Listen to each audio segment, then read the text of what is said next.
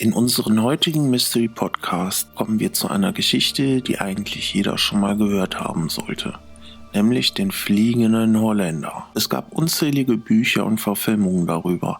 Zuletzt in Piraten der Karibik wurde es eindrucksvoll verfilmt. Doch ich habe mich gefragt, was ist die echte Geschichte und was ist die Legende?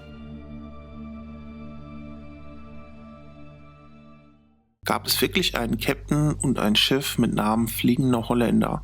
Oder ist es alles eine Oper von Wagner und Erfindung? Zuerst muss ich erwähnen, dass die Zeit des Fliegenden Holländers im 17. Jahrhundert beginnt und es ist schwer, wirklich Fakten aus dieser Zeit zu finden. Die meisten Erzählungen wurden von Seefahrern in Kneipen weitergetragen und natürlich wurden Fakten durch einige andere Dinge ausgeschmückt.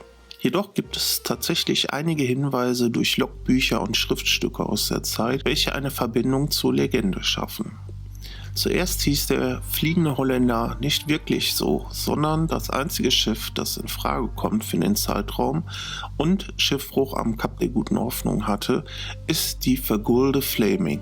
Es gibt tatsächlich Aufzeichnungen in Kapstadt, dass in der Weihnachtszeit von 1968 im Hafen von Kapstadt ein Schiff eingelaufen sei, das am nächsten Morgen plötzlich verschwunden ist.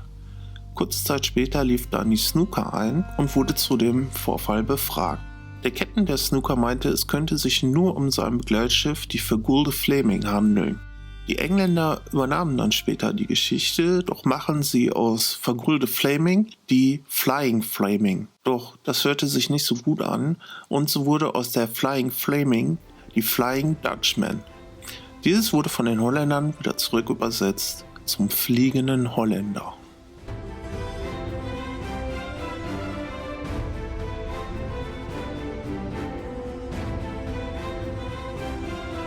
Die Geschichte des Fliegenden Holländers. Die Flying Dutchman oder zu Deutsch der Fliegende Holländer ist ein berüchtigtes Geisterschiff, das die Meere heimsuchen soll, insbesondere in der Nähe des Kaps der Guten Hoffnung an der Südspitze Afrikas. Die Geschichte stammt aus dem 17. Jahrhundert und beschreibt ein dem Untergang geweihtes Schiff, das dazu verdammt ist, für immer die Welt zu umsegeln, ohne jemals den Weg nach Hause finden zu können. Im 17. Jahrhundert hat Holland sehr starken Handel mit Indien getrieben, um die beliebten Gewürze, Kräuter und Tee von Indien nach Holland zu schaffen. Diese waren damals sehr begehrt und wurden teuer gehandelt. Es ging den Händlern gar nicht schnell genug, die Schiffe zu senden und beladen zurückzubekommen.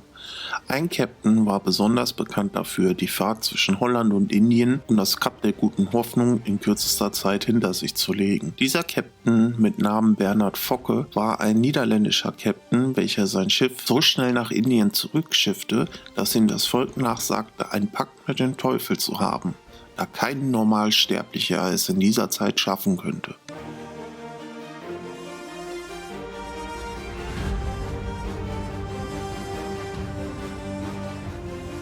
Die Legende besagt, dass während einer seiner Fahrten um das Kap der Guten Hoffnung, welches bekannt war für seine Gefahr, immerhin liegen noch heute noch etwa 300 Schiffwracksteile dort, dass es schlicht unmöglich sei, bei schlechtem Wetter um das Kap zu segeln. Doch der Captain der Flying Dutchman soll Gott verflucht haben und geschworen, es zu schaffen. Oder der Teufel soll seine Seele haben. So opferte er die Mannschaft, seine Seele, beim wahnsinnigen Versuch, im Sturm das Kap zu umsegeln, was natürlich in einem Desaster endete. Durch die Lästerung an Gott muss der Fliegende Holländer bis in alle Ewigkeit auf den Weltmeeren segeln. Später wurde die Legende erweitert, dass der Captain alle zig Jahre einmal an Land gehen darf, um dort eine Liebe zu finden, welche bis für alle Ewigkeiten treu ist. Da dieses Vorhaben schlicht als nicht erfüllbar galt, wird er für immer segeln müssen. Dieser romantische Teil scheint aber eher eine Erfindung zu sein. Die Legende besagt weiter, dass manchmal bei einer Sichtung ein Beiboot zu Wasser gelassen wird und eine Geisterhand Briefe von längst Verstorbenen auf das Beiboot packt. Dieses wird dann an das andere Schiff geschickt. Es gilt, diese Briefe an den Mast zu nageln, sonst passiere ein noch größeres Unglück. Alleine die Sichtung des Fliegenden Holländers wird unter Seeleuten als schlechtes Omen gesehen. Es wird kurz darauf dem Schiff oder der Mannschaft großes Unglück passieren. Auch wenn man das Ganze als Seemannsgarn abtun will, so haben die rauen und gestandenen Männer der Seefahrt großen Respekt und glauben an das Schlimmste bei einer Sichtung des Schiffes ohne Mannschaft. Es kann sogar bis zur Meuterei führen, wenn das Unglück nicht bereinigt wird. Es würde an sich eine wunderbare Geschichte sein, wenn es nicht seit Hunderten von Jahren von Seeleuten Sichtungen des fliegenden Holländers gibt. Die Sichtungen sind meist begleitet von seltsamen Wetterphänomenen und einem gespenstischen Nebel.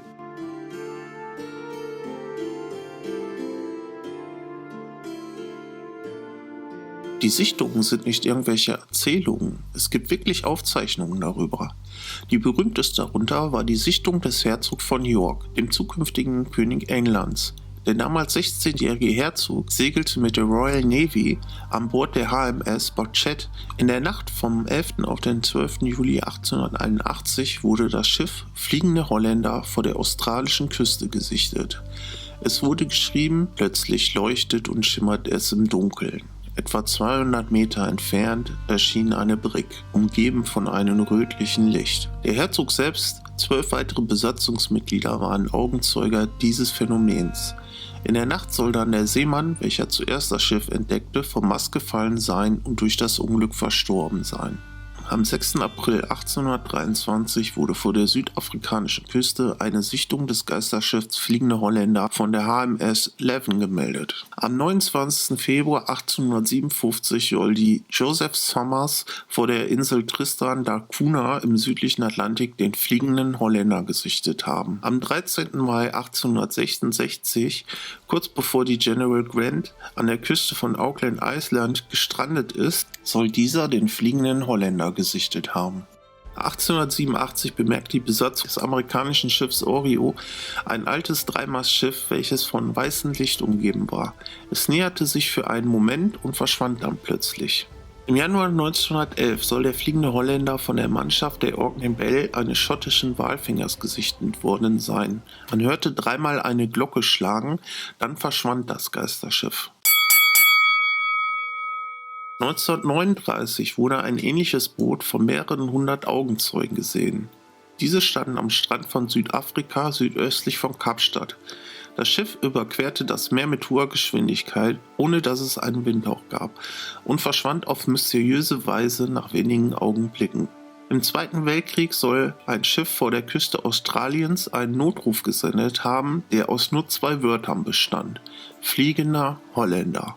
Das Schiff sank kurz danach. Am 3. August 1942 soll um 21 Uhr der Fliegende Holländer gesichtet worden sein. In der Nähe von Kapstadt soll ein Geisterschiff sich genähert haben, welches plötzlich verschwand. 1959. Die letzte Sichtung stammt von der Stadt Marel, einem niederländischen Frachter, der am 7. auf den 8. Oktober 1959 das Geisterschiff gesehen haben soll. Das Schiff soll genau auf den Frachter zugehalten haben und kurz vor dem Aufprall sei es verschwunden.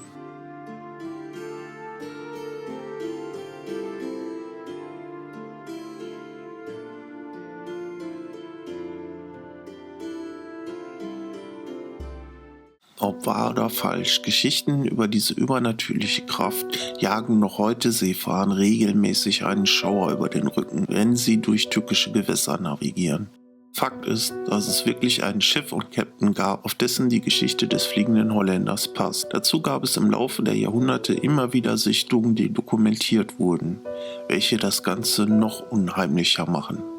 Ob die Legende des Fliegenden Holländers jedoch stimmt und das Geisterschiff noch immer die Weltmeere bereist bis in alle Ewigkeiten, das bleibt letztendlich wieder euch überlassen.